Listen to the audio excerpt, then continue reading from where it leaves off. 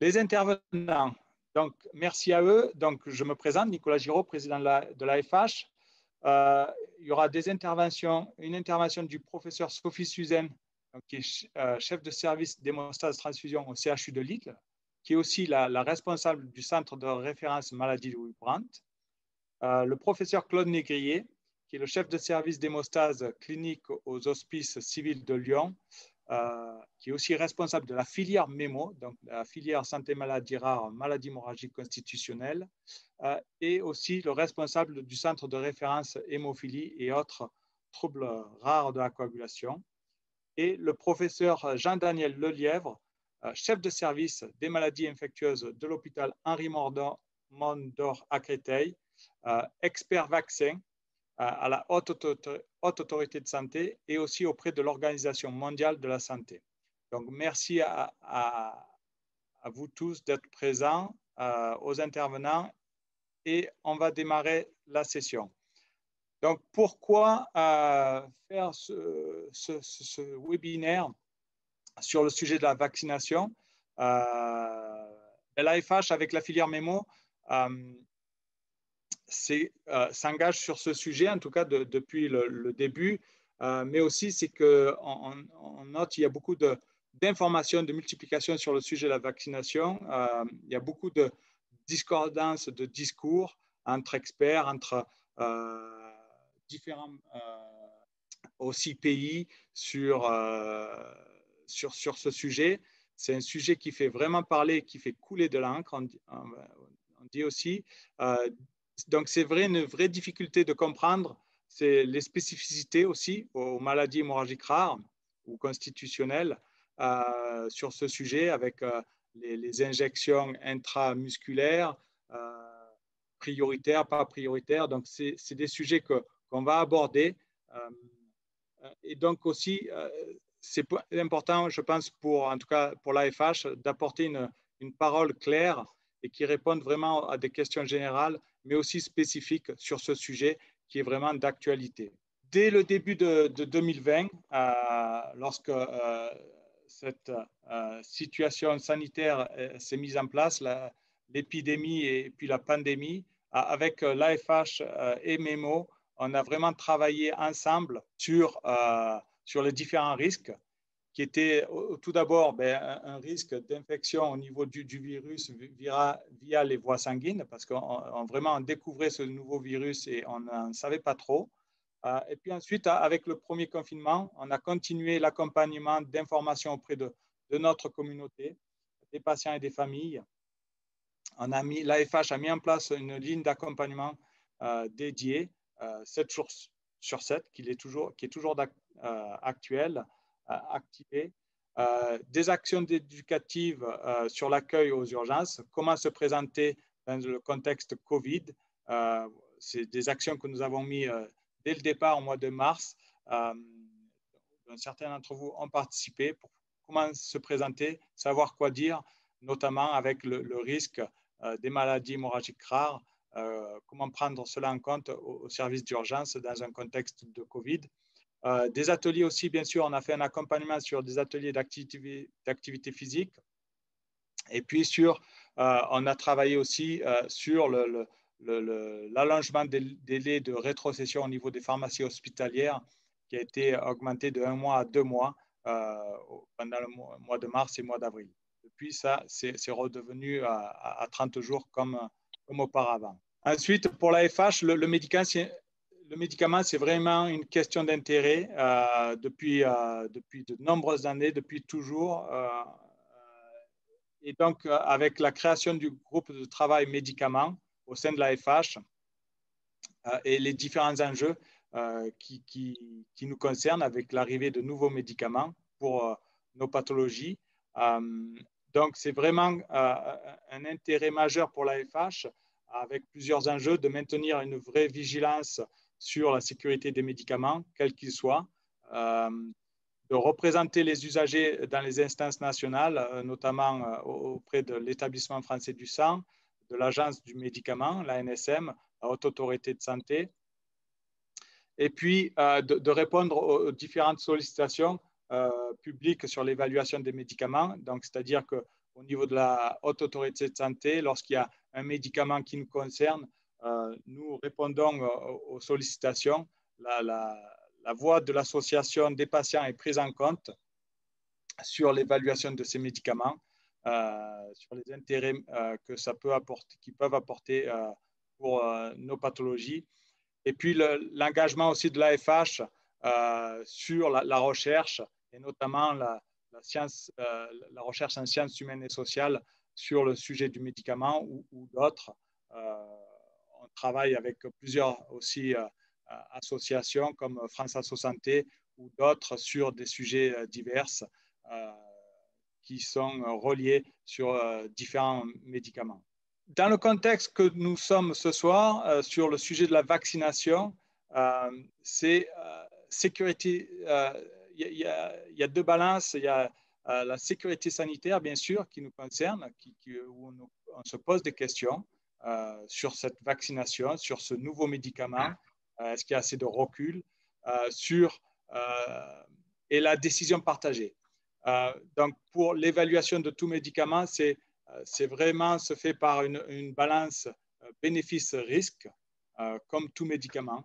Toute évaluation d'un nouveau médicament se fait par cette balance bénéfice-risque. Et donc, dans le contexte de la vaccination, c'est quels sont les avantages de cette vaccination, mais aussi quels sont les risques. Donc, c'est ça, cette balance bénéfice-risque. Et puis, le choix de se faire vacciner est vraiment une réflexion individuelle. Voilà.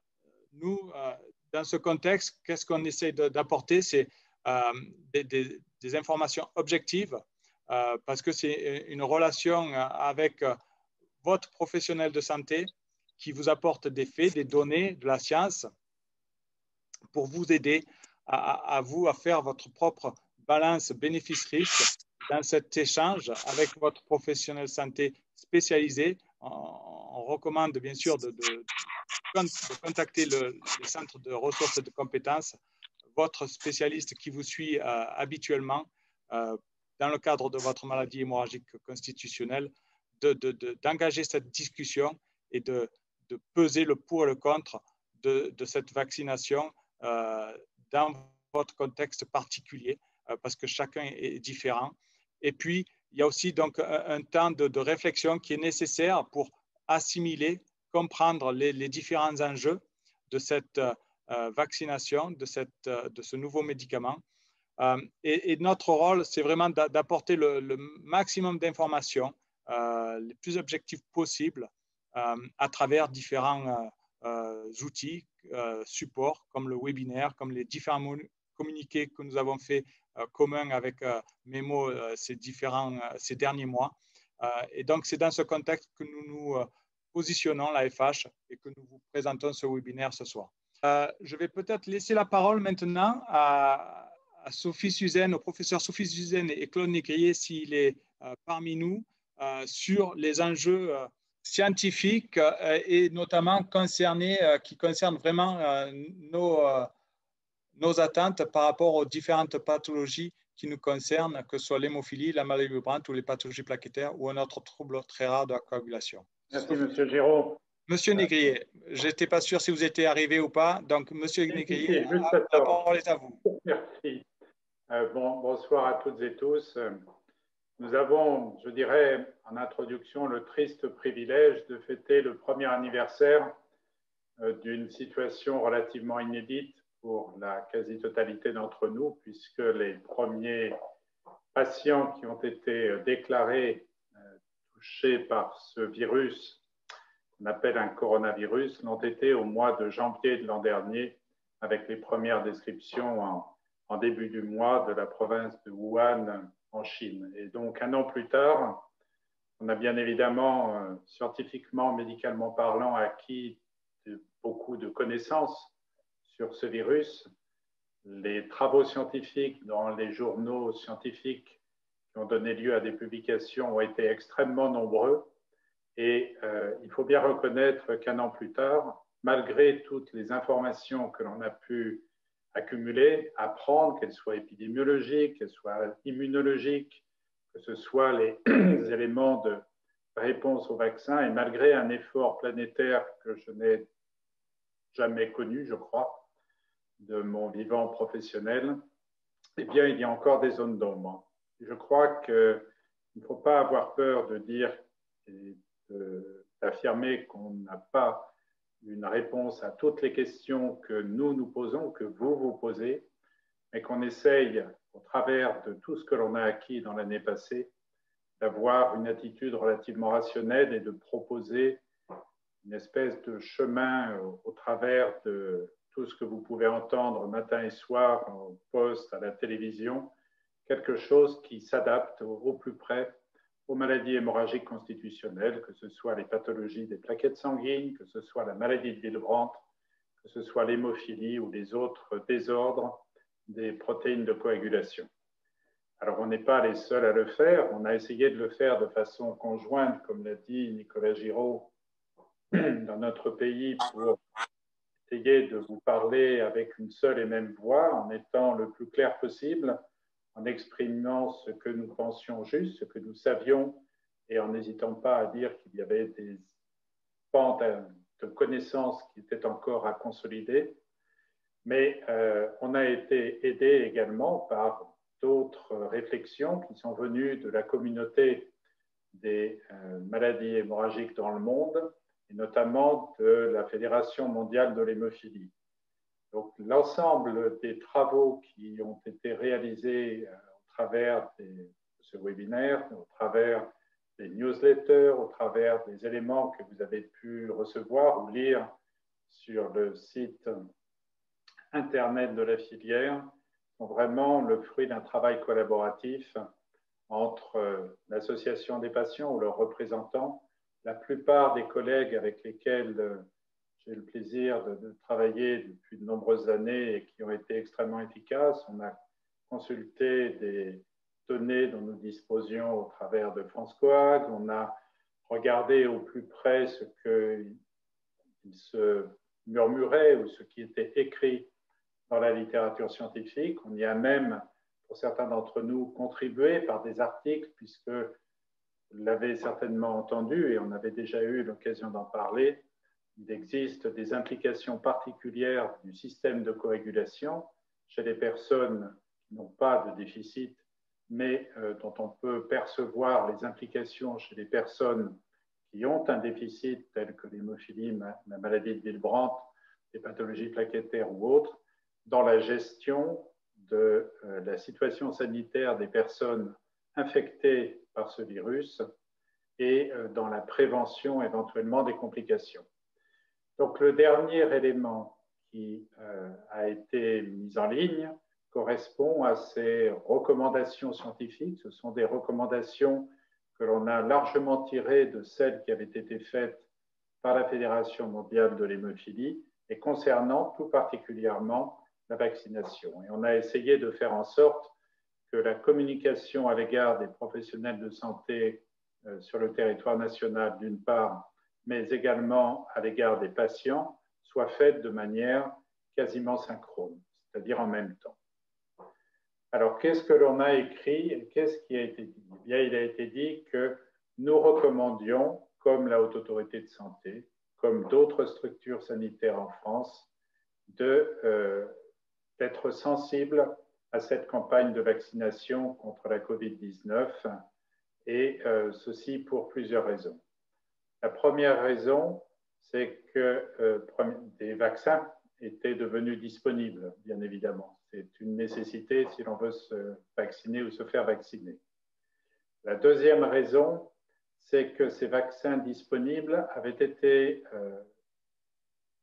testés, comme on le fait pour n'importe quel type de médicament, dans ce que l'on appelle des essais cliniques, auxquels peut-être certains d'entre vous ont participé, et pas dans le domaine de la vaccination contre le SARS-CoV-2, mais dans d'autres domaines plus proches de vos pathologies réciproques, et que cette vaccination s'était montrée a priori efficace, d'une part, et d'autre part, on ne voyait pas pour quelles raisons elle pourrait être considérée comme à risque, particulièrement ou dangereuse, chez les personnes qui présentaient un trouble de la coagulation. Donc, l'autre constat qui nous a permis de recommander cette vaccination est que nous n'avions et nous n'avons toujours aucun élément qui nous suggère qu'une personne qui présente un déficit en protéines de la coagulation ou de la coagulation par insuffisance de fonctionnement des plaquettes sanguines n'a plus de risque ou a plus de risque de contracter une forme grave de cette infection par ce coronavirus par rapport à la population tout venant que nous pouvons croiser dans la rue.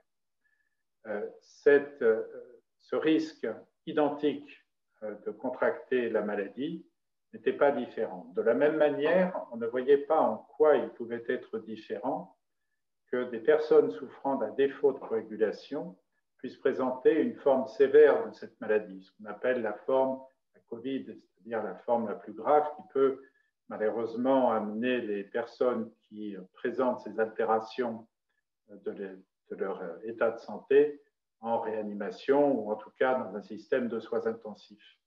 Et nous pensons même, sans avoir des preuves absolument formelles, que le fait d'avoir une coagulation qui ne fonctionne pas parfaitement bien peut être un élément protecteur, notamment vis-à-vis du risque de thrombose. Cependant, une fois qu'on a dit ça, il y a des cas particulièrement complexes qui nous ont incités, à la demande de la Direction générale de la santé, à proposer un accès prioritaire à la vaccination dans des situations particulières qu'on va détailler sur la diapositive suivante. Mais par ailleurs, il nous semblait, autant à l'AFH que parmi les professionnels de santé, que c'était une invitation extrêmement forte à se rapprocher de leur centre de traitement habituel, de manière à discuter de l'opportunité de cette vaccination. Comme l'a dit Nicolas Giraud, cette vaccination n'est pas une obligation. Il y a des personnes présentant des caractéristiques qui devraient les inciter plus prioritairement à pouvoir bénéficier de cette vaccination, mais on ne peut pas les empêcher éventuellement de refuser cette vaccination. Donc le ministère de la Santé, au travers de la DGOS, car comme vous l'imaginez bien, il y a tout un ensemble de personnes qui sont fortement mobilisées, que ce soit au niveau de l'organisation des soins, de l'administration des hôpitaux et bien évidemment des soignants, ceux qui sont au chevet des malades et qui les traitent. Il y a une mobilisation générale et donc des interactions qui sont quotidiennes entre tous ces acteurs de manière à essayer de prendre les décisions les plus rationnelles, les plus sécurisantes pour vous.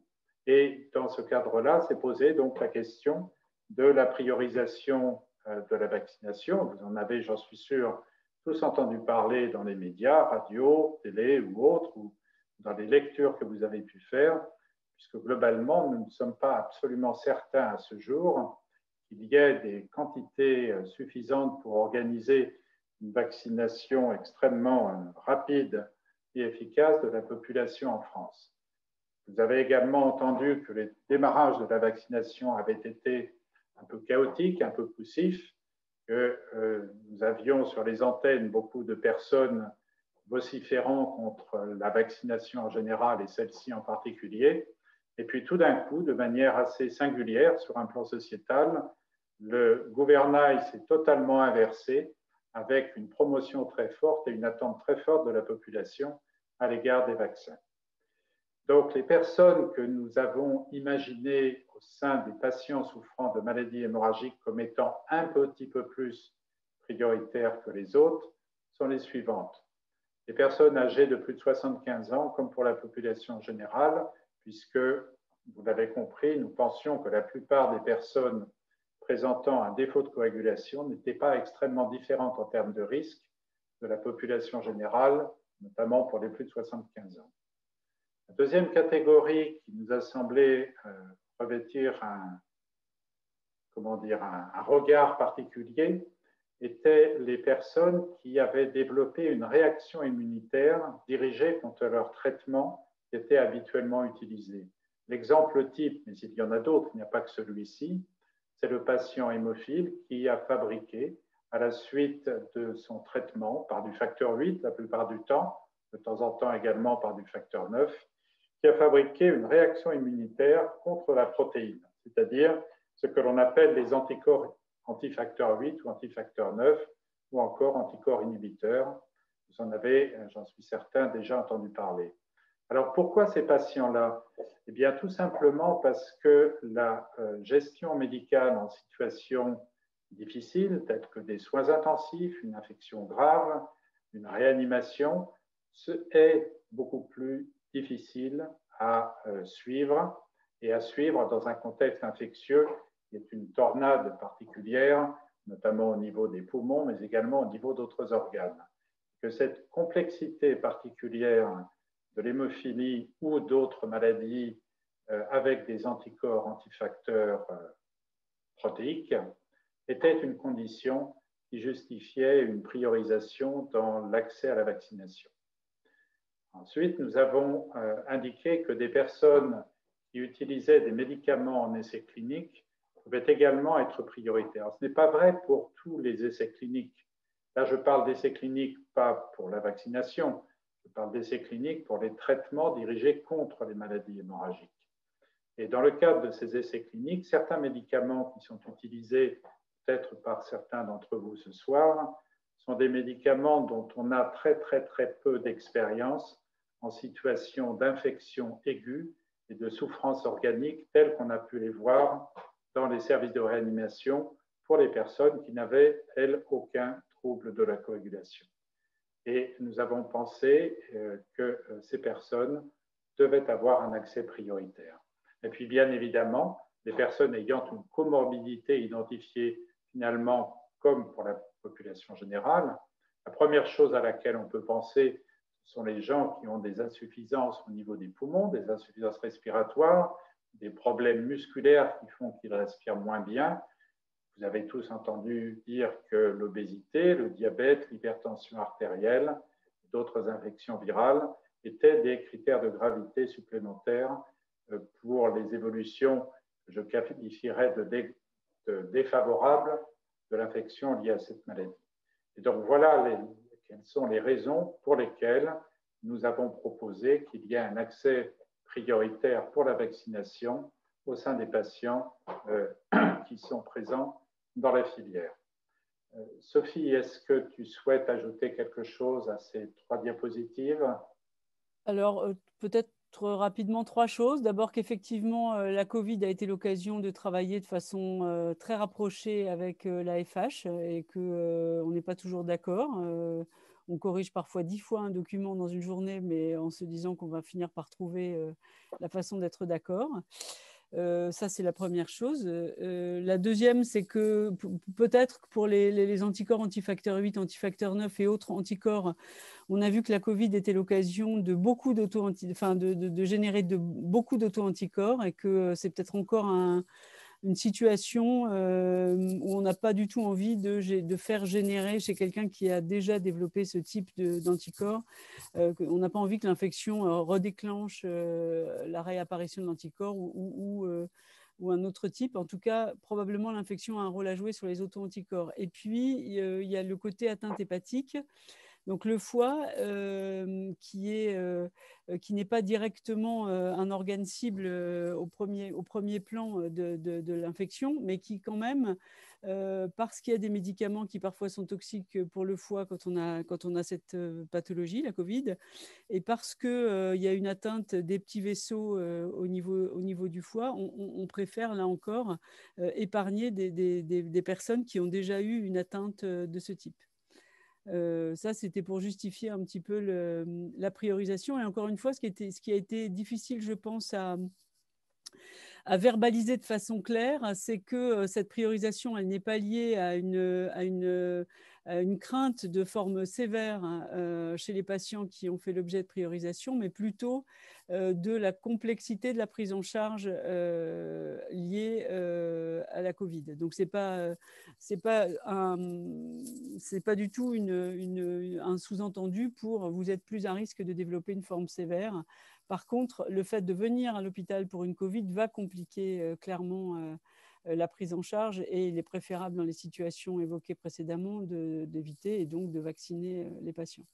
Voilà que je peux ajouter à ce stade.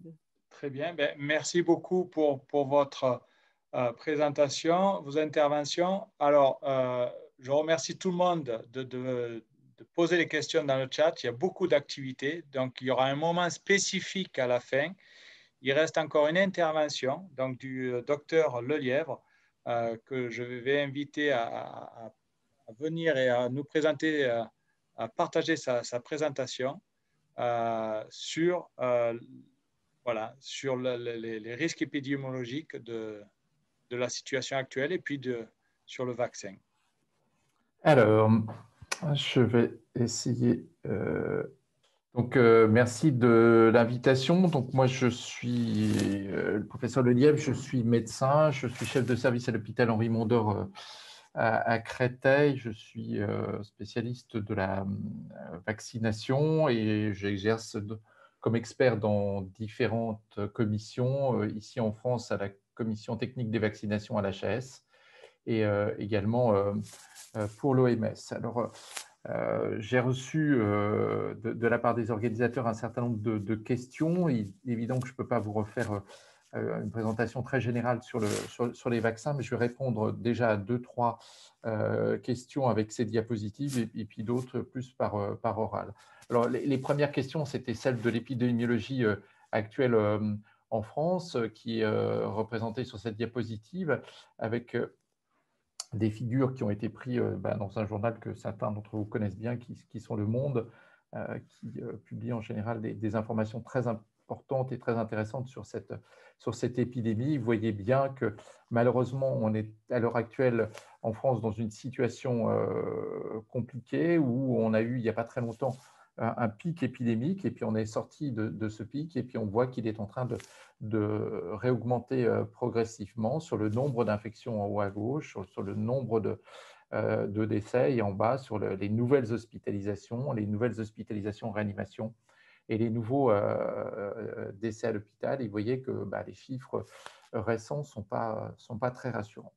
Alors ces chiffres sont ce nouveau pic épidémique, et vous avez sans doute entendu parler, sont liés possiblement à l'apparition de variants. Alors, qu'est-ce que c'est que ces variants? Qu'est-ce que ça veut dire un variant? Eh bien, on sait que le SARS-CoV-2, qui est donc un coronavirus, un virus qu'on appelle, fait partie des virus de la famille des virus à ARN, mute régulièrement avec des modifications de son génome chaque fois qu'il va se multiplier, qui, bien qu'elles soient inférieures à ce taux de multiplication, bien qu'ils soient inférieurs à celui de la grippe, reste important. Et l'impact de ces mutations va dépendre de leur localisation dans le génome du virus, et notamment quand il va toucher une région un petit peu particulière qu'on appelle la protéine spike du virus. Ça va être important parce que cette région particulière permet au virus de se fixer sur son récepteur. Et donc, qui dit modification dit modification de la fixation du récepteur. Alors, ça peut être dans un sens qui n'est pas bénéfique pour le virus, mais à ce moment-là, la mutation va avoir tendance, les virus mutants vont avoir tendance à disparaître, mais quand ça améliore, les virus mutants vont avoir tendance à prendre le dessus, ce qui est le cas à l'heure actuelle. Et puis, ce qui évidemment interroge tout le monde, c'est l'impact en termes de réponse immunitaire. Alors, qu'est-ce que c'est les variants? Les variants, c'est simplement des virus qui associent plusieurs mutations, et parce que ces mutations entraînent un avantage sélectif au virus, on voit apparaître ces variants, ces nouveaux virus, entre guillemets, prennent le pas sur les virus plus anciens. Alors, j'ai représenté ici schématiquement le virus du SARS-CoV-2, la partie du génome du virus du SARS-CoV-2 avec différentes parties du génome. Et la partie qui nous intéresse plus, qui est la protéine, celui qui code pour la protéine spike, qui va donner naissance à cette protéine qui va permettre au virus de se fixer sur son récepteur. Et à l'intérieur de cette protéine, vraiment la partie la plus importante qui est ici encadrée, qui est ce qu'on appelle le receptor binding domain, qui est vraiment la partie qui va se fixer à son récepteur. Et vous voyez que les différents variants qui sont listés ici, anglais, sud-africains, brésiliens, ils ont des mutations qui sont représentées ici en rose. Ça veut dire que dans ces parties-là, il y a des changements sur le génome, qui fait c'est plus les mêmes protéines qui vont être codées. Et surtout, il y a des variations, des mutations dans cette partie très importante du virus, et qui est la cible de la réponse immunitaire protectrice.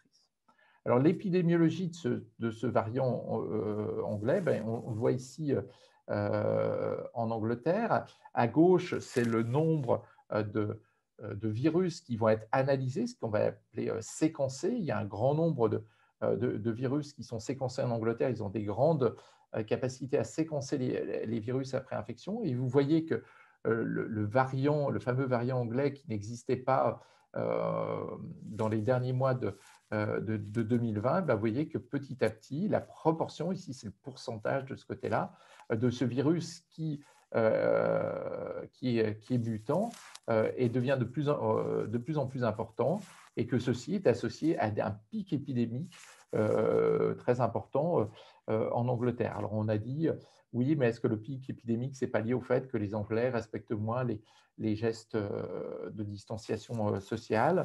Oui, sans doute, mais on a pu très, très clairement montrer dans les cas de ce qu'on appelle de clusters intrafamiliaux, c'est-à-dire quand vous avez une personne qui est infectée, les membres de la famille peuvent être infectés. On a vu très clairement que quand on avait ce nouveau variant, le nombre de gens qui étaient infectés autour était beaucoup plus important.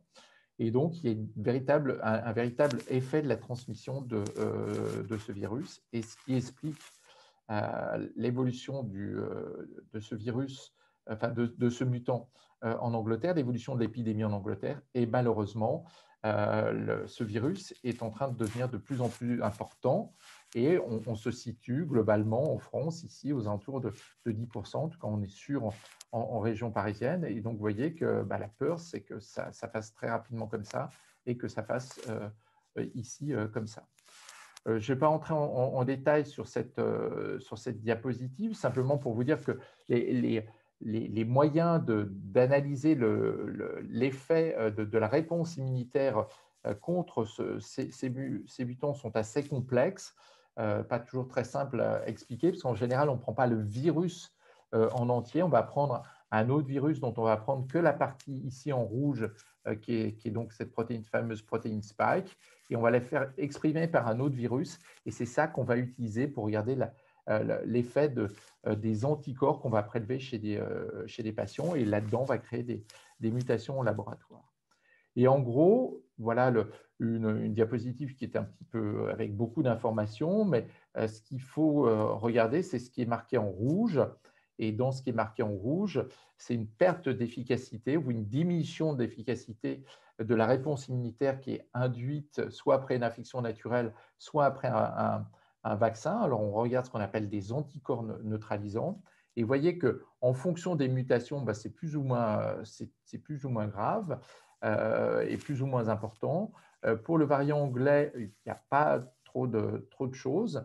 Mais pour les autres variants qui associent ces trois mutations, vous voyez, en général, on a quand même une perte de l'efficacité de la réponse immunitaire. Ça ne veut pas dire que les vaccins à l'heure actuelle, vont être inefficaces, parce que pour tout un tas de raisons, d'abord, cette perte n'est pas complète, et puis il y a d'autres pans de la réponse immunitaire qui peuvent être importantes, mais c'est un signe d'inquiétude, parce que ça veut dire que si déjà ces premiers variants, au bout d'un an, sont capables d'être moins sensibles à la réponse immunitaire, il n'est pas impossible que dans plusieurs mois, on ait des variants qui ne sont plus du tout sensibles à la réponse immunitaire. Alors, plus du tout sensibles à la réponse immunitaire, ça ne veut pas dire que si vous infectez avec ce variant, vous n'allez pas faire une réponse immunitaire.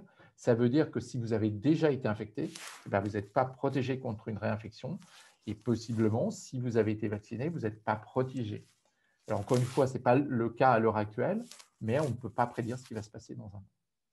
Alors, si on parle maintenant des vaccins qui sont disponibles, ici, vous avez à gauche de cette diapositive les vaccins classiques qui sont utilisés en vaccinologie contre des virus, des vaccins qu'on appelle vivants atténués, des vaccins inactivés ou des bouts de vaccins, les protéines du virus. Et on sait que dans le cadre du SARS-CoV-2, ce qui est intéressant, c'est d'induire une réponse immunitaire contre une protéine qui est la fameuse protéine spike qui est ici. Donc, on peut utiliser soit la protéine spike toute seule, c'est ce qu'a essayé de faire Sanofi avec malheureusement pour l'instant des difficultés à produire un vaccin, alors qu'il peut être utilisé soit ici sous la forme d'une protéine toute seule, soit sous la forme de protéines au sein d'une sphère, ce qu'on appelle des VLP. Ça améliore l'efficacité du vaccin.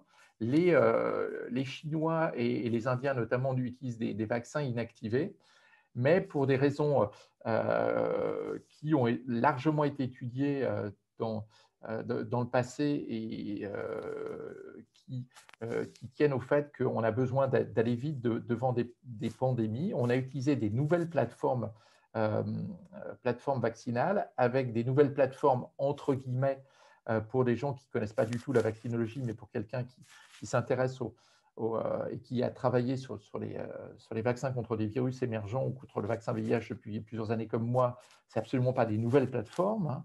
Et ces plateformes, ça consiste en quoi? Très simplement, au lieu de mettre la protéine directement, on va mettre un petit bout du virus, la partie du virus qui code pour du génome du virus qui code pour cette protéine, et on va le mettre soit dans un vecteur viral, soit dans un vaccin qu'on appelle un vaccin ARN, qui est un petit bout d'ARN. Et l'avantage, c'est qu'on peut aller très, très vite en produisant ce type de vaccin et faire produire la protéine, au lieu de la faire produire ex vivo et de vous l'injecter, elle est produite in vivo, ce qui est une avancée majeure dans le domaine de la vaccinologie. Et on voit bien l'efficacité des vaccins, notamment des vaccins ARN. Alors, ces vaccins ARN ont été utilisés dans des essais de phase 3 avec deux essais qui ont montré une très grande efficacité. Il y a beaucoup de questions sur les effets indésirables de ces vaccins. Ils donnent essentiellement à l'heure actuelle des effets, on va dire, banals pour des vaccins, c'est-à-dire des douleurs locales, des arthralgies, un petit peu de fièvre, mais il n'y a pas d'événements graves associés avec ces vaccins qui ne sont pas à l'origine de pathologies particulières, avec quand même un recul qui est de plus de 2 mois, et le recul estimé possible pour induire une réponse qui poserait problème avec un éventuel vaccin. Ce n'est pas le cas à l'heure actuelle, donc on continue la surveillance. Je crois qu'il y a eu une interrogation sur oui, mais ces essais sont encore en cours, on n'a pas fini. Si, on a fini l'analyse de ces essais. Il se continue pour regarder la durée de la protection dans ces essais, parce que la durée de l'efficacité de la protection, pour l'instant, est très bien connue 2 mois après la dernière vaccination, et on sait que cette efficacité est de 95%. Alors, qu'est-ce que ça veut dire? Parce qu'il y avait des questions là-dessus. Ça veut dire que dans ces essais, on a vacciné les gens et on a regardé ce qui se passe.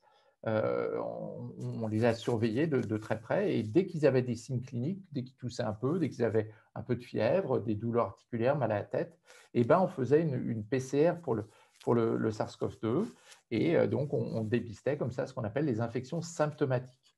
Et quand on regarde ce qui se passe une semaine dans cet essai-là, une semaine après la dernière vaccination, on voit que, et ce jusqu'avec 2 mois de recul, on voit qu'on n'a eu que seulement 8 infections dans le groupe des gens qui ont été vaccinés, alors qu'il y en avait 162 dans le groupe placebo, et ce qui conduit à dire que l'efficacité est 95%.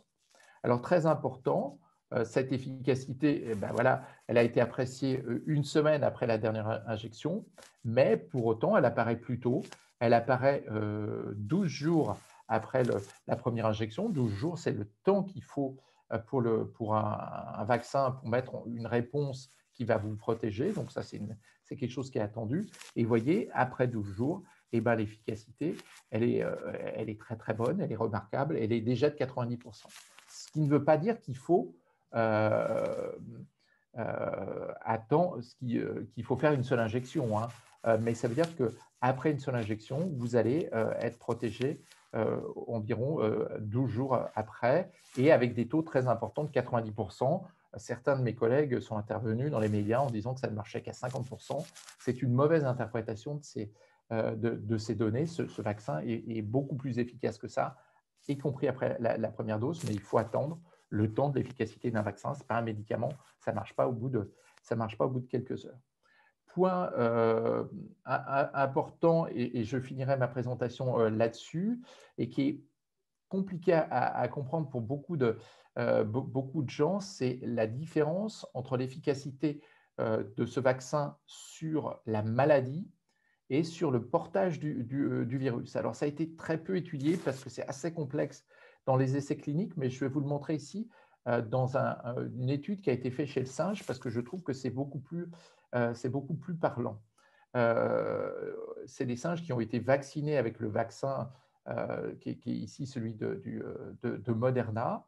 Et ensuite, on a infecté les singes et on a regardé ce qui se passait au niveau de leurs poumons et au niveau de la sphère ORL. Et vous voyez, il y a 2 doses qui sont utilisées chez le singe, 10 microgrammes et 100 microgrammes. Et vous voyez que ça, c'est les singes qui n'ont pas reçu de vaccin. Évidemment, les singes qui n'ont pas reçu de vaccin vont finir par guérir, parce que, comme chez l'homme, il y a quand même une majorité d'animaux qui guérissent, mais ils vont avoir pendant 4 à 7 jours la réplication du virus au niveau de leurs poumons. Quand on regarde avec le vaccin, l'efficacité est remarquable quelle que soit la dose, et vous n'avez plus du tout de virus dans les poumons, quelle que soit la dose, et ça relativement rapidement. Quand vous regardez par contre au niveau de la sphère ORL, vous voyez ici dans les singes contrôle, et vous voyez ici dans les singes qui ont reçu la dose la plus importante, qui est de 100 microgrammes, qui est celle qui est utilisée chez l'homme, et là vous voyez aussi un effet qui est assez important. Toutefois, un singe, c'est beaucoup plus petit ici, c'est des Rhesus macaques, c'est beaucoup plus petit qu'un homme, ça pèse à peu près entre 9 et 10 kilos. Et donc, on est plutôt dans une dose qui est intermédiaire entre 10 microgrammes et 100 microgrammes d'équivalent chez l'homme. Et vous voyez qu'à 10 microgrammes, ce n'est pas actif au niveau de la réplication du virus. Donc, ça veut dire quoi? Ça veut dire que quand on s'infecte avec les vaccins à l'heure actuelle, on est sûr à 95% que vous allez avoir cet effet-là, que vous allez être protégé contre la maladie, mais on ne sait pas du tout l'effet réel au niveau du portage du virus et donc éventuellement de la transmission du virus d'un individu à un autre. Donc voilà, ça c'était les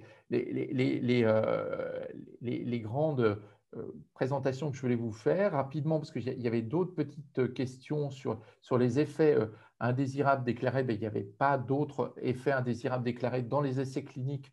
Seule chose qu'on a vu, qui sont des choses un peu classiques avec certains vaccins, c'est ce qu'on appelle des paralysies faciales, qui étaient un petit peu plus fréquentes, mais voilà, c'est des essais qui ont inclus 40 000 personnes. On avait 4 paralysies faciales, la plupart du temps qui rentraient dans l'ordre.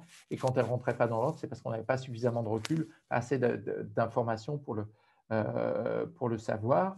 Les douleurs articulaires chez les hémophiles, on ne sait pas, puisqu'il n'y avait pas d'hémophiles qui ont été inclus dans ces essais. Il y avait des questions sur les personnes infectées par le VIH. On a très peu de données. Donc ça va faire partie d'études qui sont en train d'être mises en cours et je coordonne une grande cohorte nationale sur ce sujet. Qu'est-ce qu'on ne sait pas encore sur la vaccination? Les effets à long terme, il n'y a pas de raison de penser qu'il y aura des effets à long terme. Je veux dire, un vaccin ARN, c'est présent, ça va durer 10 jours et ensuite ça disparaît. Donc, c'est moins long qu'une infection. Il y a des infections qui ne vous posent plus aucun problème. Les quelques infections, il y a des problématiques éventuellement dans le SARS-CoV-2 d'infection un peu chronique ou avec des signes à distance, mais attention, c'est une infection qui dure beaucoup plus longtemps. Le virus en entier est présent, ce qui n'est pas du tout le cas avec un vaccin. Donc, les inconnus qui existent avec la vaccination anti-SARS-CoV-2, c'est plutôt la durée de la protection. Et cette durée de la protection ne va pas être, à mon sens, parce qu'on a déjà du recul, il y a une perte de l'efficacité immunologique, mais qui serait plutôt le fait de la survenue de nouveaux variants moins sensibles à la réplication. Et ça, c'est des choses qui sont très bien connues avec les coronavirus, notamment les coronavirus responsables de rhume. Il y avait des questions alors plus plus générale sur pourquoi se faire vacciner. Se faire vacciner parce que pour ceux, ça a été très bien expliqué par mes collègues auparavant, ceux d'entre vous qui avaient des formes, qui avaient des facteurs de risque pour faire une maladie sévère, ça vous protège d'une maladie sévère. Et pour les autres, il y a des risques plus complexes pour la prise en charge en réanimation. Donc, il y a un vrai intérêt à se faire vacciner. À partir de quand verra-t-on des effets sur le nombre de contaminations? Là, il faut vraiment vacciner de manière très large la population. Ce n'est pas possible à l'heure actuelle. Et les stratégies à l'heure actuelle de priorisation, c'est vraiment pour vacciner les sujets qui sont le plus à risque de faire des formes sévères pour diminuer l'impact sur le système de santé. Et il y avait une question sur le fait de devoir se vacciner chaque année. Oui, on ne peut pas répondre à l'heure actuelle à cette question. Il y a deux problèmes. Il y a la persistance d'une réponse immunitaire, et on sait que ça peut nécessiter une nouvelle injection à 1 an, puis après, comme d'autres vaccinations, la grippe, pas la grippe, pardon, le tétanos ou autre, vous faites des rappels beaucoup plus tardifs, à 10 ans, voire à 20 ans maintenant. Là, ça va être toute la problématique des variants. Le délai entre 2 doses est l'objet de discussions importantes, on pourrait y revenir si vous voulez. Et sur le calendrier, le calendrier, vous le connaissez à l'heure actuelle, c'est les personnes de plus de 75 ans et les gens qui sont à risque de formes graves. Enfin, j'avais une dernière question qui était, une fois vacciné, peut-on laisser les gestes barrières? Non, on ne va pas laisser tomber les gestes barrières, parce que d'abord, on peut contaminer les autres et soi-même avec une transmission manuportée, donc il faut faire très attention. Et puis l'autre chose, c'est qu'on a encore des interrogations sur le fait que les gens puissent s'infecter après vaccination sans pour autant être malades, mais ensuite continuer à contaminer les autres. Donc il n'est absolument pas recommandé, voire le contraire, de laisser tomber les gestes barrières après vaccination. Bien, merci beaucoup pour cette présentation et d'avoir commencé aussi à répondre à certaines questions qui avaient été posées en amont du webinaire. Donc, je vais inviter Gaëtan Duport et Thomas Sagnier peut-être à poser des questions aux différents intervenants. Il y avait une première question qui était... alors, voir professeur Suzanne ou professeur Lelièvre sur je vis avec une hépatite C guérie, suis-je dans les populations pouvant se faire vacciner? Puis dans le même type de question, c'est toutes les personnes atteintes par le VIH sont-elles prioritaires pour la vaccination? Parce que c'était ce qui semblait émettre des recommandations de votre présentation, professeur Desgriers, ou ceux qui ont un nombre de T4 inférieur à 200. Voilà. Alors, je vais répondre à cette question parce que je connais bien le sujet, parce que je suis un spécialiste du VIH avant toute chose. Il y a beaucoup d'interrogations. Les personnes infectées par le VIH ne sont pas considérées, l'infection par le VIH en soi n'est pas considérée comme un facteur de risque de forme sévère. Et encore une fois, pour l'instant, on va vacciner les gens avec des formes sévères. Pour autant, la prise en charge de cette maladie et le vieillissement de cette maladie, les impacts de l'infection chronique et des traitements fait qu'on peut accumuler beaucoup de facteurs de risque au cours de l'infection par le VIH, des maladies cardiovasculaires et autres. Et donc, on peut, en dehors du VIH en lui-même, avoir des indications à être considérées parmi les personnes prioritaires. Il y a des grandes interrogations chez les gens qui ont effectivement moins de 200 CD4 ou qui sont en train de répliquer du virus, qui seraient plus à risque. Et là, possiblement, il y a des indications qui sont en cours de discussion. Quoi qu'il en soit, enfin, on reviendra là-dessus, ce n'est pas considéré comme les facteurs les plus importants. Et malheureusement, à l'heure actuelle, les données, les nombres de vaccins ne sont pas prioritaires, donc ne sont pas très importants.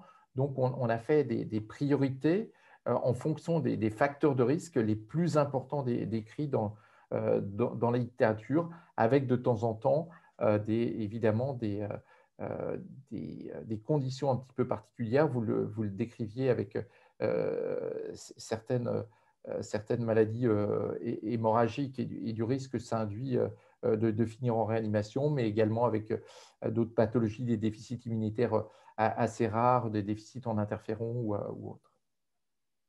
Il y avait une petite question qui peut-être pour comprendre le mécanisme au fond de ces vaccins.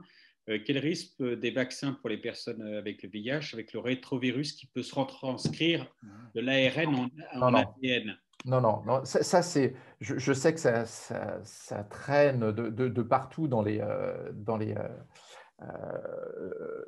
de partout sur la toile, dans les réseaux sociaux. C'est la construction intellectuelle complètement fantasmatique.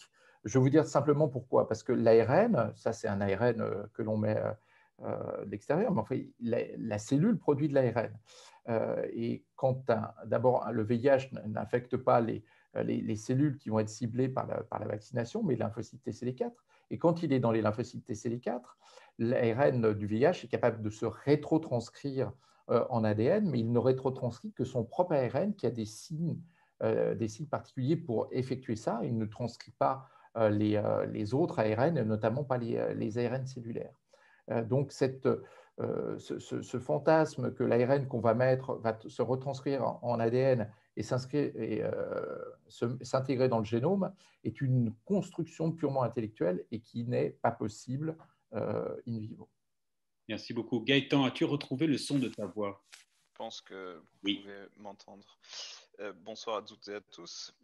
On a eu des questions dans le chat qui sont sur l'aspect des personnes prioritaires. Je voudrais juste que le professeur Négrier et le professeur Suzanne reviennent un petit peu sur la notion des groupes prioritaires. Et il y a une question qui est posée sur une personne qui dit « Je vis avec une hépatite C considérée comme guérie. Suis-je prioritaire pour la vaccination ?» Alors l'idée qui était derrière, cela concernait plutôt les hépatites C chroniques, non guéries ou encore avec un désordre au niveau du foie. Aujourd'hui, les médicaments, on le sait, sont bien plus efficaces qu'ils ne l'étaient il y a 10 ans en arrière. Et beaucoup de personnes sont considérées comme guéries complètement de cette hépatite C. Et ce n'est pas une raison connue, en tout cas à ce jour, pour être considéré comme une personne prioritaire si on est guéri. Si par contre, on a une hépatite C chronique, pas totalement guérie, on va dire, après avec différentes gradations, plus une maladie hémorragique, plus une infection par le SARS-CoV-2, là, les choses sont un petit peu différentes. Merci beaucoup pour la réponse. Est-ce que le professeur Suzanne veut ajouter un point sur le sujet? La question suivante, c'est sur la question pratique de l'organisation. Si je suis une personne à risque et du coup ouvert sur la question, genre je vis avec un inhibiteur, concrètement, qu'est-ce que je dois faire? Comment je dois m'organiser? Est-ce que c'est le CRC qui va me vacciner? Commencer à répondre. Alors, on est face à un problème logistique, comme vous avez pu l'entendre depuis le début de la campagne de vaccination. Et cette logistique et l'organisation des vaccinations, elle change tous les jours.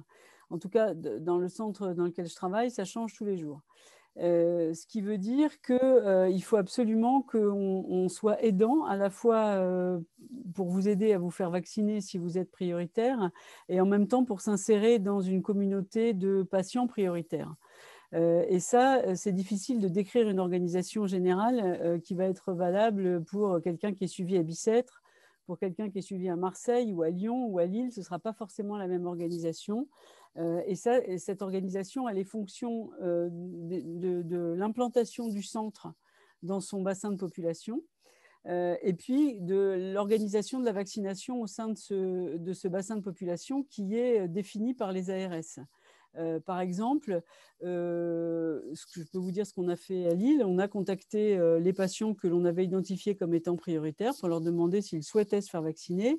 Et dès qu'on va nous donner un créneau de disponible, on essaiera de vérifier qu'il y a bien eu le traitement modifié s'il fallait, par exemple, adapter une prophylaxie, la faire le jour avant pour au lieu de la faire 3 jours après. Et on va essayer d'organiser la prise de rendez-vous et de faciliter cette prise de rendez-vous. Mais ça, c'est une organisation qui est comme ça ici, qui sera peut-être très différente, par exemple, à Bicêtre, hein, puisqu'on en a parlé avec Roselyne, où je crois qu'il n'y a pas de centre de vaccination directement à Bicêtre. Donc, le mot d'ordre, c'est de prendre contact avec son CRC. De prendre contact avec son CRC qui va définir si, oui ou non, il y a une indication à la priorisation, et ensuite qui va définir s'il y a quelque chose de particulier à faire. Le pire, ce serait de donner des ordonnances un peu génériques et que quelqu'un se trouve dans un centre de vaccination où on dit « Ah mais non, vous êtes hémophile, c'est pas possible, je ne vais pas pouvoir vous vacciner » et où finalement ça risque à la fois de désorganiser le centre de vaccination qui doit compter les doses. Hein. Je vous rappelle que quand c'est décongelé, il y a un certain nombre de doses par flacon et qu'on ne peut pas, enfin le nombre de vaccins possibles par vacation est défini. Et donc, ce serait vraiment regrettable. Donc, le mot d'ordre, c'est vraiment ça. Appelez-nous. On vérifiera ensemble s'il y a lieu ou pas de prioriser cette vaccination, s'il y a lieu ou pas de faire un traitement pour couvrir l'intramusculaire et si on peut vous aider à obtenir un rendez-vous, voire même si on peut l'organiser. Le choix qui a été fait dans le centre de Lille, c'est effectivement, alors pour l'instant, on n'a pas commencé, j'attends toujours qu'on me donne une vacation. Et si on ne me la donne pas, ce n'est pas parce qu'on fait passer d'autres personnes avant, c'est parce qu'il y a assez peu de vaccins disponibles par jour pour la primo-vaccination. Voilà. La question qui se pose aussi, c'est la question des groupes prioritaires. On vient de voir qu'il y a 3 groupes aujourd'hui qui peuvent demander à être vaccinés, les personnes qui vivent avec une comorbidité, les personnes qui sont dans un essai clinique et les personnes qui vivent avec un inhibiteur. Qu'est-ce qu'il en est pour les autres personnes avec une maladie hémorragique rare? Est-ce qu'ils seront prioritaires ou est-ce qu'ils seront renvoyés dans le cas des populations générales et devront attendre le tour comme tout le monde? Je vais prendre la même casquette que Sophie, c'est-à-dire que dans la plupart des régions, les organisations vis-à-vis de la vaccination sont un peu différentes. Donc, pour paraphraser notre Premier ministre, rapprochez-vous de vos territoires respectifs. C'est la bonne organisation et c'est la bonne interface que vous avez de manière à déterminer avec vos médecins habituels si vous faites partie de ces prioritaires à la vaccination, du fait d'une conjonction d'éléments qui vont venir se surajouter les uns aux autres, ou au contraire, si vous êtes considéré comme la population dite générale. Et on vous expliquera quelle est la marche à suivre dans le territoire où vous habitez. Ça veut dire que très concrètement, professeur, quand quelqu'un demande ma fille a une thrombasthénie de Langemann, est-ce qu'elle doit se faire vacciner? Au fond, la réponse immédiate comme ça, elle n'est pas possible. Vous invitez à la personne à se rapprocher de son centre de ressources et de compétences pour avoir une évaluation avec elle. C'est ça? Oui, c'est exactement cela. Mais ce que je pense comprendre au travers de la question posée, c'est est-ce que le risque hémorragique de la vaccination, puisque c'est une vaccination par voie intramusculaire et pas sous-cutanée, est important dans le cadre d'une thrombasthénie, puisqu'on parle de la thrombasthénie, ou d'une maladie hémorragique en général. Là, on s'est posé beaucoup la question, on a regardé ce qui avait été publié, ce qui était discuté dans différents congrès scientifiques, et puis on a regardé juste à côté des maladies hémorragiques. C'est-à-dire que vous savez, en France, il y a à peu près 15 000 personnes qui prennent un médicament anticoagulant pour des problèmes vasculaires, cardiaques et autres. Et globalement, il y avait un petit peu plus d'expérience que dans la population des maladies hémorragiques. Et on a conclu de tous ces éléments-là que les données actuelles ne suggéraient pas qu'il ne fallait pas faire une voie intramusculaire. Au contraire, il faut utiliser la voie intramusculaire parce que c'est celle qui a été jugée comme efficace dans les essais cliniques sur les vaccins. Deuxièmement, c'est une intramusculaire qui n'est pas une aiguille grande comme ça. C'est une petite aiguille intramusculaire. Et par contre, appliquer un point de compression durant une dizaine de minutes sans appuyer beaucoup, mais néanmoins un petit peu, afin d'éviter un hématome, c'est plutôt une règle de bonne pratique, je dirais. Si je puis compléter sur ce point-là, parce qu'évidemment, on connaît très très bien, et Et là, la vaccination a été recommandée tout d'abord dans les EHPAD, hein, vous le savez. Et dans les EHPAD, le pourcentage de gens qui sont sous traitement anticoagulant peut monter jusqu'à 20%. Donc, ça fait énormément de gens et on n'a aucun problème. C'est des recommandations pour d'autres vaccinations de vacciner par voie intramusculaire des gens qui sont sous anticoagulants en respectant bien les pratiques et l'utilisation d'aiguilles particulières, de ne pas comprimer. Enfin, il y a tout un tas de choses, mais c'est habituel et c'est faisable sans problème. Donc, professeur Desgriers, juste pour être bien clair, je reformule et m'assurer ainsi d'une approbation de votre part. Quand on est atteint d'une maladie hémorragique grave, conseillez donc avant la vaccination de faire son traitement anti-hémophilique ou ou contre la maladie de Glanzmann ou contre la maladie de Willebrand. Juste avant l'injection, de faire l'injection, puis ensuite de comprimer pendant 10 minutes. C'est bien cela? C'est presque cela, Monsieur Sagnier. C'est-à-dire que si vous êtes un hémophile en prophylaxie ou avec une maladie hémorragique et un traitement prophylactique, il vaut mieux faire l'injection intramusculaire le jour du traitement prophylactique. C'est un raisonnement, je dirais, de bon sens en termes de sécurité. Par contre, quand on a une thrombopathie telle qu'une thrombasthénie, on n'a pas forcément de traitement prophylactique. Il y a d'autres désordres de la coagulation qui n'ont pas de traitement prophylactique. Ce n'est pas une raison pour ne pas faire une vaccination. Il y a certainement des précautions avec une infirmière que je qualifierais d'habile pour réaliser le vaccin et après juste comprimer modérément, mais comprimer un tout petit peu le point d'injection. Ce n'est pas une contre-indication. C'est ce que vous disiez, Monsieur Lelièvre, les personnes âgées dans les EHPAD prenant des médicaments anticoagulants, alors certes, le degré d'anticoagulation d'un hémophile sévère ou d'une maladie de Willebrand sévère est plus important. On est plus anticoagulé quand on a une maladie hémorragique constitutionnelle que lorsque l'on prend un médicament anticoagulant pour un problème cardiaque, par exemple. Mais néanmoins, le fait d'avoir une maladie hémorragique, et même s'il n'y a pas de traitement prophylactique, ce n'est pas une contre-indication à la vaccination. Et Gaëtan, tu allais poser la question, j'imagine, et C'est la question qui passe sur le chat, qui anime un petit peu. Les patients qui sont sous Hemlibra, qui est un traitement préventif, est-ce que ces patients doivent s'injecter du facteur 8 avant d'aller se faire vacciner? Je pense que la réponse est non. Hemlibra produit une amélioration de la coagulation à un niveau dont on pense qu'il est suffisant pour éviter une complication hémorragique dans les conditions où on fait les vaccins à l'heure actuelle. Je répète, ce n'est pas une grande aiguille pour injection intramusculaire, c'est une petite aiguille. Les gens décrivent très bien qu'ils ne sentent à peine la pénétration de l'aiguille sous la peau et dans le muscle. C'est une petite aiguille. Et Hemlibra est très probablement suffisant. Je vois la fesse, c'est peut-être mieux que l'épaule. Non, je dirais exactement l'inverse. Parce que de temps en temps, les problèmes de balistique font que même avec une petite aiguille, on peut tout à fait transpercer un éventuel petit vaisseau. Et la fesse est un lieu où on peut accumuler beaucoup de sang, alors que l'épaule est un lieu où on ne peut pas très facilement comprimer au niveau de la fesse. C'est exactement l'inverse au niveau de l'épaule. Donc, il vaut mieux avoir une vaccination au niveau de l'épaule. Merci pour ces réponses. On a une question qui est un peu plus complexe. Alors, je vais essayer de l'introduire et d'être assez précis. Dans le cadre des hémophilies, il y a des essais de thérapie génique qui ont lieu en ce moment, qui utilisent des vecteurs adénovirus pour atteindre les cellules.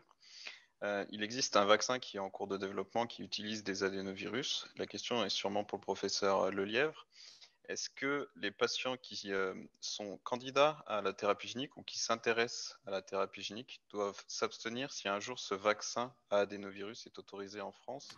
Est-ce que cela pourrait constituer une réaction immunogène qui serait négative pour le patient par rapport à la question de la thérapie génique? Alors, je connais moi évidemment la thérapie génique chez les hémophiles, mais ce ne sont pas les mêmes adénovirus. Ce sont ce qu'on appelle des AAV. C'est pas tout à fait la même, tout à fait la même forme de vecteur qu'on va utiliser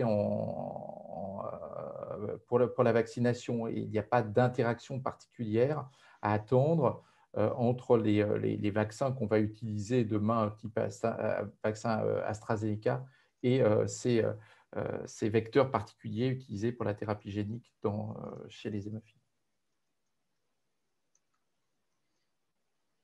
Alors, une question, cette fois-ci, qui était sur les essais cliniques. Voilà, la vaccination anti-Covid ne risque-t-elle pas de perturber les protocoles des essais cliniques dans lesquels sont inscrits les patients? Et puis, une question qui est subsidiaire, peut-être pour le professeur Lelièvre, sur prévoyez-vous un protocole pour les hémophiles HIV vaccinés? C'est un peu spécifique comme population, mais c'est un peu, c'est effectivement très, très spécifique et malheureusement non, pas spécifiquement pour cette population, ce qui fait que j'ai oublié la question précédente. Et la question précédente était sur la vaccination anti-Covid ne risque-t-elle pas de perturber les protocoles des essais cliniques dans lesquels sont inscrits les patients? Alors, la vaccination anti-Covid, évidemment, perturbe les protocoles cliniques et tous les protocoles cliniques. Nous, voilà, moi, je suis en charge là je suis investigateur, coordonnateur de plusieurs essais cliniques, de 3 essais cliniques qui n'ont pas pu débuter à cause de la vaccination anti-Covid et tout simplement pour une seule raison, non pas que cette vaccination va perturber la plupart des médicaments qu'on va mettre en place, mais parce que ce sont des vaccins nouveaux et que les investigateurs dans les essais cliniques ne veulent pas prendre le risque, entre guillemets, de faire des vaccinations et d'inclure quelqu'un dans un essai clinique avec un événement qui arrive et dont on ne sait pas s'il est lié au médicament qui va être testé dans l'essai clinique ou au vaccin. Donc, beaucoup d'essais ont été perturbés. Si les gens sont à risque de forme sévère ou doivent être vaccinés, je pense qu'il faut d'abord faire la vaccination et puis ensuite être inclus dans les essais cliniques. Mais bon, ça va dépendre évidemment parce que tous les essais cliniques n'ont pas le même degré d'urgence. Vous comprenez bien que évidemment des essais cliniques d'oncologie, on ne peut pas remettre à plus tard la mise en place de ces essais cliniques, mais ça peut être effectivement compliqué. Professeur Négrier, Suzanne, vous qui êtes les champions des essais cliniques, vous avez quelque chose à rajouter sur ce point-là?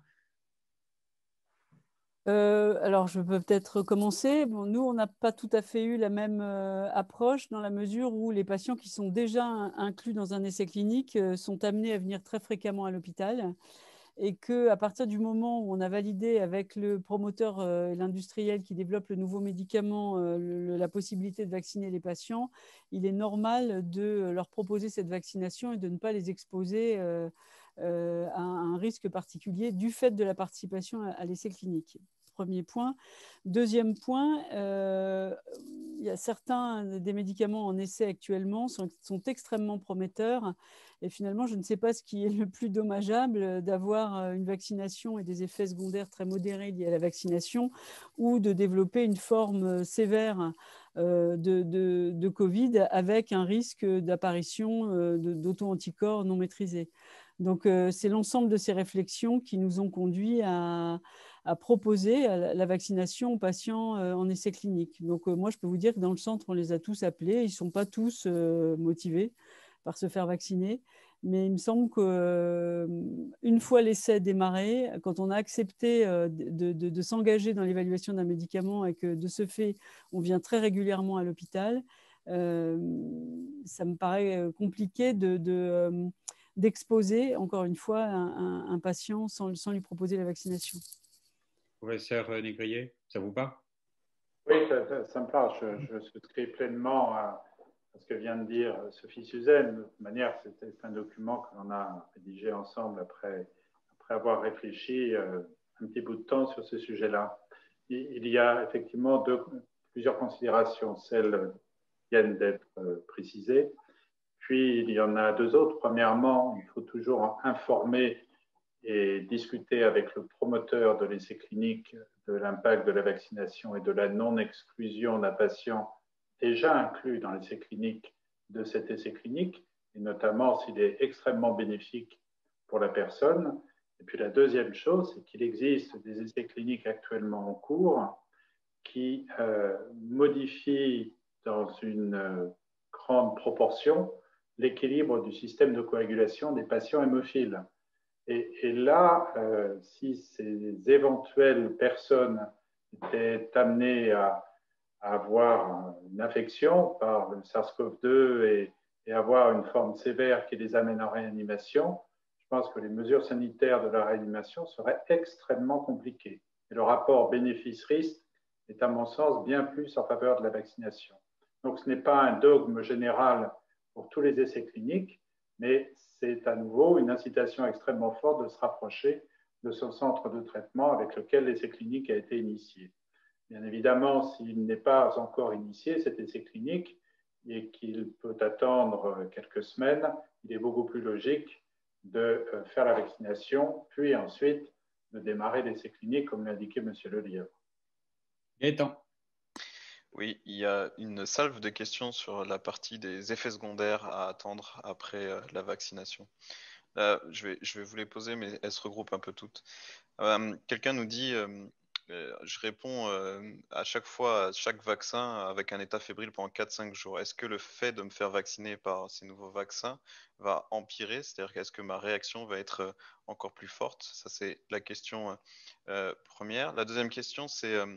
vous êtes passé rapidement sur le sujet, professeur Lelièvre. Il y a dans les essais cliniques, dans les publications, il y a certains patients qui ont été vaccinés qui développent des douleurs articulaires. Est-ce que vous pouvez revenir là-dessus? Mais on a bien compris qu'il n'y avait pas de données spécifiques aux hémophiles, mais qu'est-ce qu'on appelle des douleurs articulaires dans la suite de la vaccination?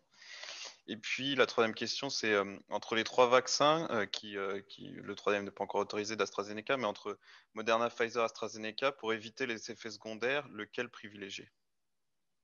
Alors, on n'a pas encore les données complètes pour AstraZeneca, donc c'est difficile de vous répondre. Pour les deux autres, c'est globalement pareil. Ce que ça déclenche après un vaccin ARN, il y a une réponse qu'on appelle interféron, donc qui est un peu la réponse qu'on peut avoir après une grippe. Et donc, il y a les phénomènes qui vont avec, c'est-à-dire de la fatigue, des douleurs articulaires, de la fièvre. Dans les essais cliniques, on voyait que ces effets étaient présents après la première injection, plus importants après la deuxième, plus importants chez les sujets âgés, moins importants chez les sujets âgés que les sujets plus jeunes. N'oublions pas que certains de ces effets qui étaient très importants, présents à 80% chez les sujets qui étaient vaccinés, étaient présents à 40% chez ceux qui recevaient un placebo. Donc, il faut faire la part des choses. Il dure en général 2 à 3 jours. Et puis, on a discuté, je crois, un petit peu avant entre nous. Enfin, on a abordé la question. Il y a des gens qui ont ces effets-là, et puis d'autres, pas du tout. J'étais vacciné, j'ai eu rien du tout. Alors, ça peut être aussi, paradoxalement, c'est que ça marche moins bien, parce que c'est je plaisante et je fais un raccourci, mais c'est aussi un signe de mise en place de ce qu'on appelle une réponse inflammatoire, qui est un élément important pour la mise en place d'une réponse adaptative, donc des anticorps. Je sais la problématique des douleurs articulaires chez les hémophiles. Ce sont des douleurs que vous pourriez avoir après une grippe. Classiquement, enfin, ce qu'on a vu dans les essais, c'est que ça dure très peu de temps. Mais encore une fois, évidemment, on n'a pas inclus spécifiquement des patients hémophiles, et on ne peut pas vous dire combien de temps ces douleurs sont susceptibles de persister. Et encore une fois, elles sont loin d'apparaître chez tout le monde. Peut-être prendre la suivante, Gaëtan? C'est ça ce qu'on se dit?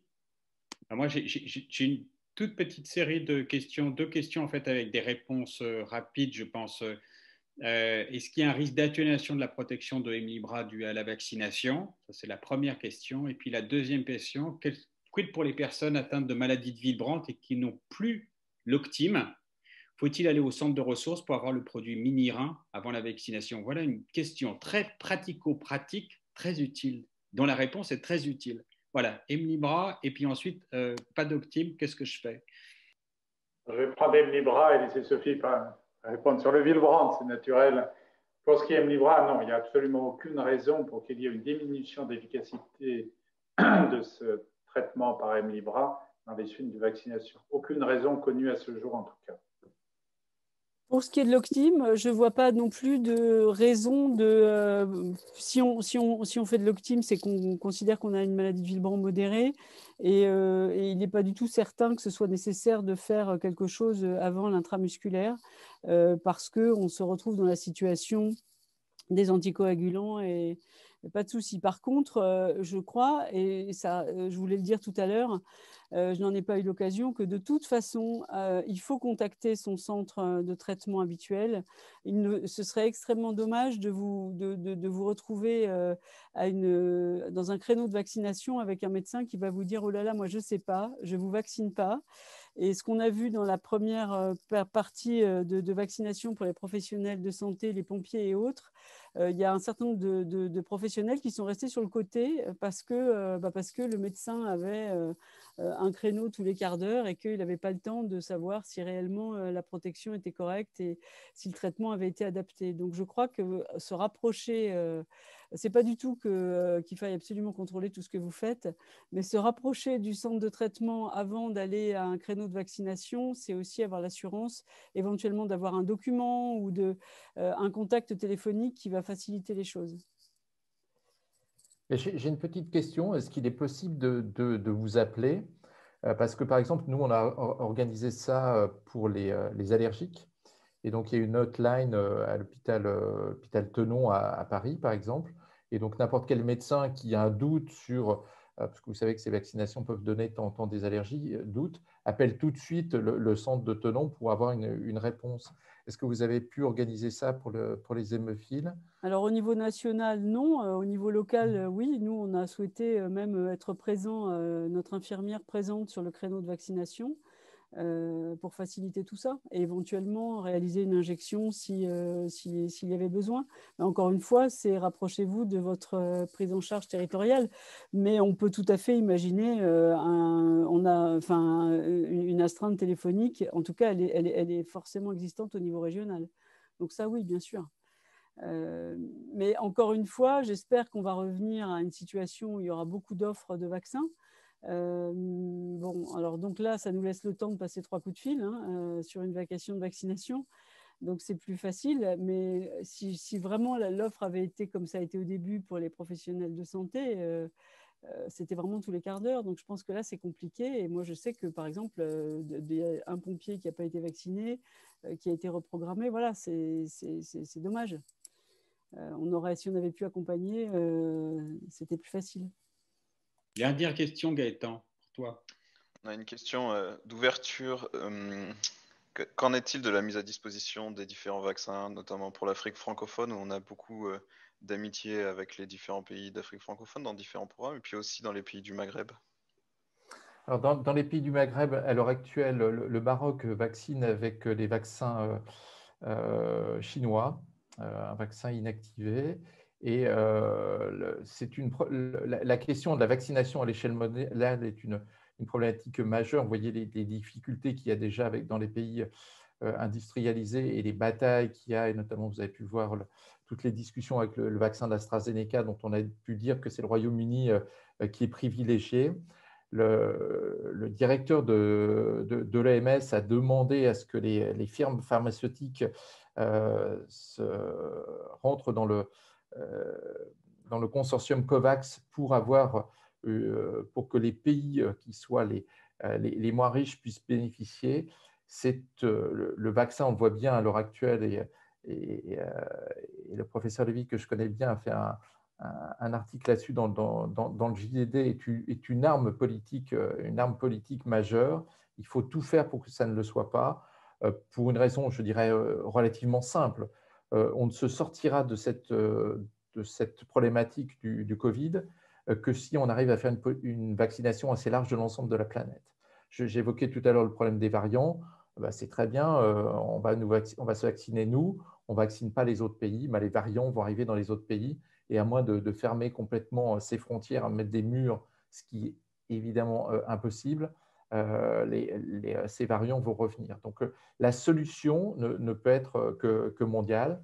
Mais vous voyez toute la difficulté et la discussion de ce soir en est un exemple déjà de prioriser toutes les populations, parce qu'on voit à chaque fois, il y a les grandes priorités qui ont été faites par l'HAS, et j'ai participé à ces priorisations. Puis après, il y a des populations qu'on n'a pas pu voir parce qu'elles n'ont pas été étudiées spécifiquement dans les grands essais ou dans les grandes études sur la sévérité des maladies. Donc, on les découvre petit à petit. Donc, déjà, il y a toute cette complexité dans notre pays.